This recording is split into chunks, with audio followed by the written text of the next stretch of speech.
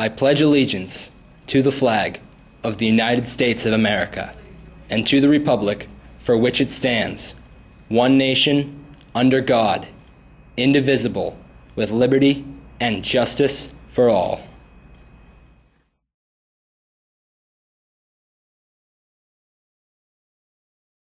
Hello, hello, hello.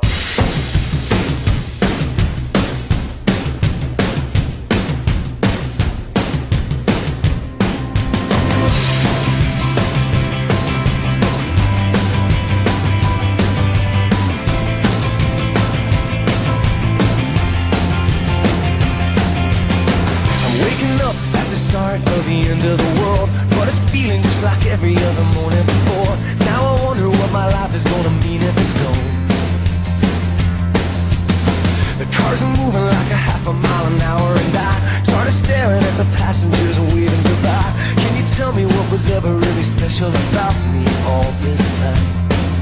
But I believe the world is burning to the ground. Oh well, I guess we're gonna find out. Let's see how far we've come. Let's see how far we've come. Well, I believe it all is coming to an end. Oh well, I guess we're gonna pretend. Let's see how far we've come.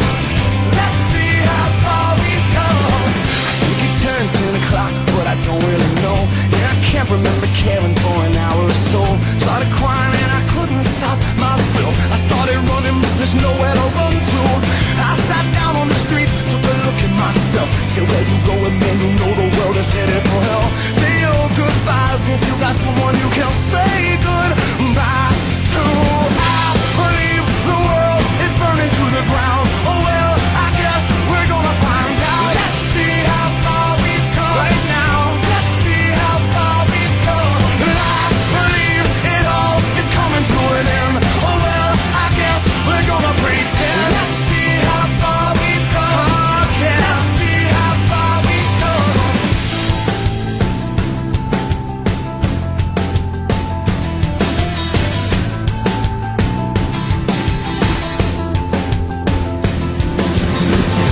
Gone, baby, it's all gone. There's no one in the corner and there's no one at home. Well, it was cool, it was just all cool. Now it's over for me and it's over for you. Well, it's gone, baby, it's all gone. There's no one on the corner and there's no one at home. Well, it was cool, it was just all cool. Now it's over for me and it's over for you. I believe the world is burning to the ground. Oh well, I guess we're gonna find out. Let's see how far we've come. Let's see how far we've come. Well, I believe it all is coming to an end. Oh well, I guess we're gonna pretend. Let's see how far we've come. Yeah, let's see how far we've come. Let's see how far we've come. Let's see how far we've come. Let's see how far we've come. Let's see how far we've come. Let's see how far we've come. Let's see how far we've come. Let's see how far we've come.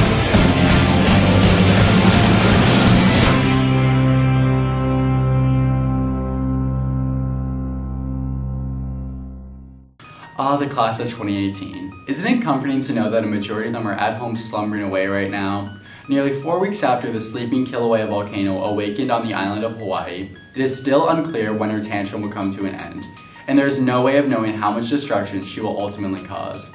Citizens there have been in a constant state of emergency in this dangerous and escalating situation.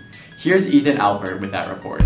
Since May 3rd, the Kilauea volcano on the island of Hawaii, which has been semi-active since 1983, began erupting dramatically as a 6.9 magnitude earthquake hit the island, causing several vents to burst. Hot gushing lava rapidly spewed from the fissures in the Puna district of the island. The over 300,000-year-old volcano covers 14% of the Big Island, and it reaches an elevation of 4,190 feet above sea level. The power of Mother Nature proves once again its ability to show both wrath and beauty simultaneously. A volcanic eruption is a dangerous force of nature, but also awe-striking, as the vibrant colors of lava shoot out from the ground, reaching over 300 feet in the air. The lava flowed into residential areas, and destroyed homes and forests as it rolled towards the ocean. It has also overrun 2 of the 11 wells on a geothermal power plant that supplies power to many people on the island. The lava is flowing so quickly that it is covering the area the size of a football field every 10 minutes. The flow is not only fast, but also extremely dangerous, as in some areas, it is literally raining lava. Evacuation routes are being cut off from the immense flow of the molten lava, and the affected area is now so large it can be seen from outer space. With already over $200 million lost in revenue from tourism, scientists are warning that the destruction of the island will likely escalate in the coming days. Ethan Albert, KPTV. In recent years, the dairy business has been hit with a lot of competition, and a new contender is now joining the scene. But we're not so sure this sounds much like a superfood. Milk. Something that you've enjoyed since you were little. Bottled milk from cows has been around since 1884, and it is a common nutritional beverage. However, the dairy industry has had to face some new competition in the recent years. Many milk alternatives have been marketed as tasty formulas for people with allergies and others who may be looking for a more healthy and humane alternative to dairy. Milk made from almonds, coconuts, soy, flax, hemp, and even more started to edge in on the market. In addition to these, there is one surprising and even a little disturbing alternative ready to roll out on the store shelves. How would you like to take a swig of some cockroach milk? Yes, I did just say cockroach milk. In 2016, scientists discovered that the near unkillable insect species is able to produce milk that contains 3 times the proteins than cow's milk, making it the healthiest milk product in the world.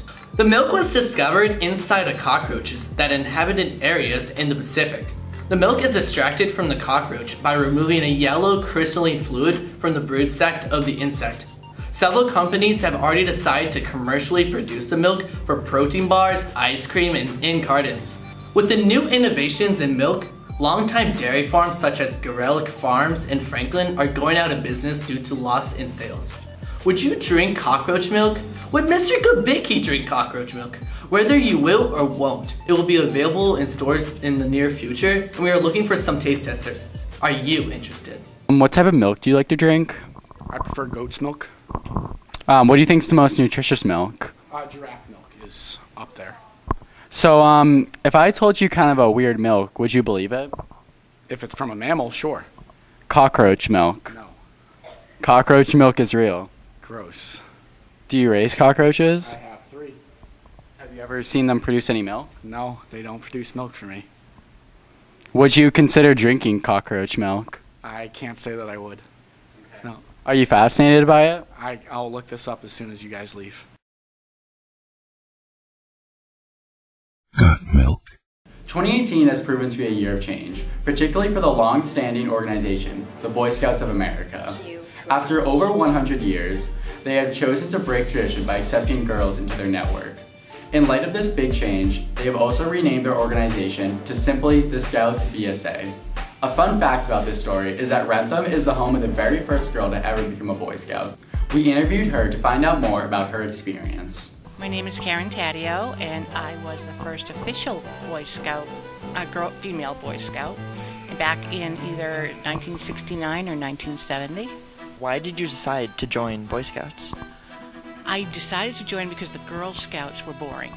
We didn't like what they were doing. They were not earning badges, they were given badges, and we wanted to go out and do something with our time. So we approached the Boy Scouts, and they accepted us. Were you treated any differently as a female Boy Scout? Not by the other boys, but by the leaders. They were kind of afraid of us. They didn't want to break us. They didn't, they were afraid to ask us to do things because they thought we would break, and we wouldn't. So we ended up showing them that we could be as good as the boys, and they accepted us then. How were your troop activities changed by your being a scout? In the Boy Scouts, we did everything the boys did. We made mess kits, we went out camping, any activities. We did the Pinewood Derby back then. We did everything the boys did. In the Girl Scouts, they didn't do any of that.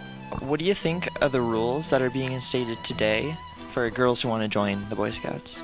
I think it's a great idea. I think girls should be Boy Scouts, and the activity is just so different. Girl Scouts are trying to come up to what Boy Scouts do, but they're not making it even today. So for the girls to go in and do what the boys are doing, I think it's a great idea. I think it's an awesome opportunity for the girls and the boys too, because then they're going to work together and be a better partnership. A few weeks ago, our KPTV team traveled to WCVB in Needham to accept 2 student production awards from the Boston New England chapter of the National Academy of Television Arts and Sciences. Congratulations to Tim Crowley, who won Best Sports Program for his Road to Gillette, and Leah Crowley for her segment on #2069.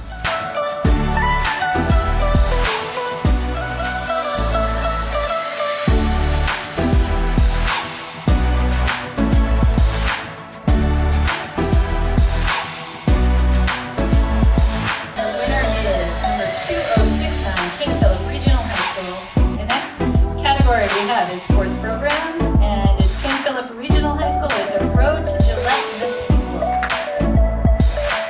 So it only seems right that we came back here to where it all happened. You know, the crafts don't know, but they were actually the foundation of this. So we wanted to come back and honor them with an awesome photo shoot. We just felt it was only right to thank them. You know, all of Gillette, even though they don't know, they just want us to thank me. They kind of did. I will be grateful. You know, I got to do some of my best work in the house that Brady built under 5 banners. If you can see them behind me.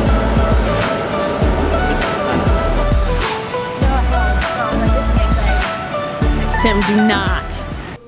If you're not already booked this weekend, be sure to drop by Arts of the Common from 9 to 4 in Rentham Common. Enjoy live music, performances, and handcrafted arts. That's all for this week's edition of Wake Up Warriors. Have a great and safe senior prom. And by the way, there are only 12 days left of regular classes left. You can do it, KP. See you again here next week.